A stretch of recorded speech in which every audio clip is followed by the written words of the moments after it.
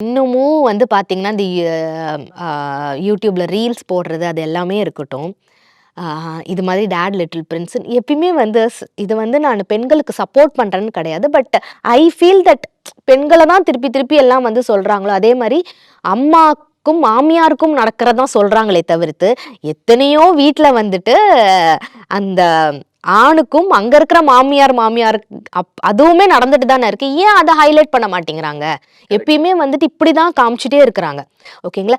என்கிட்ட இன்னமும் இருக்கிறாங்க கிளையண்ட்ஸ் ஆணும், பெண்ணும் டிஃபரன்ஷியேட் பண்ணி வளர்க்குற மாதிரி. மேபி இருக்கலாம் ஒரு 20-30% வேணா வந்து நான் அக்செப்ட் பண்ணிக்கிறேன் அந்த இது இருக்குன்ட்டுன்னு. இல்ல இவங்க சொல்ற ரீசன் கூட பாருங்க. நான் வந்து கல்யாணம் பண்ணிட்டு வந்த நாட்கள்லேருந்து என் ஹஸ்பண்ட் இப்படி அஃபைர் ஆனாரு, போனாரு. நான் இந்த கஷ்டப்பட்டேன். அதனால இவள வந்து ரொம்ப கட்டுப்பாட்டோட வளர்க்கணும். ஓகே. நான் பட்ட கஷ்டங்கள்லாம் இவள படக்கூடாது. அப்படின்றதுனால தான் வந்துட்டு நான் அப்படி வளர்த்தேன் அப்படின்னு சொல்றாங்க. இங்க தவறு செஞ்சது யாரு?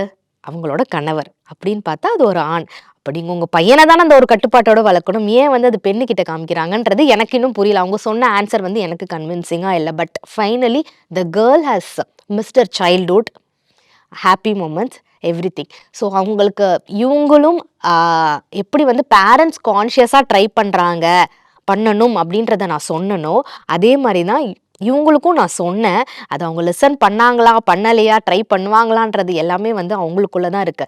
அப்பா, அம்மா கிட்ட சேஞ்சஸ் தெரிஞ்சதுன்னா அக்செப்ட் பண்ணிக்கோங்க. Okay, okay. இவ்வளோ நாள் நீங்க மிஸ் பண்ணிட்டீங்க. உங்களுக்கு இன்னும் வாழ்க்கை இருக்குது. 24 வயசு தானே ஆகுது. இன்னும் இருக்கு. அப்பா, அம்மா கிட்ட ஒரு 2% ஆச்சும் சேஞ்ச் இருந்தா ஓகேன்னு அக்செப்ட் பண்ணிட்டு, அதுலேருந்து உங்களுக்கு எப்படி கொண்டு போகணுமோ கொண்டு போங்கன்றத நான் சொல்லி முடிச்சேன்.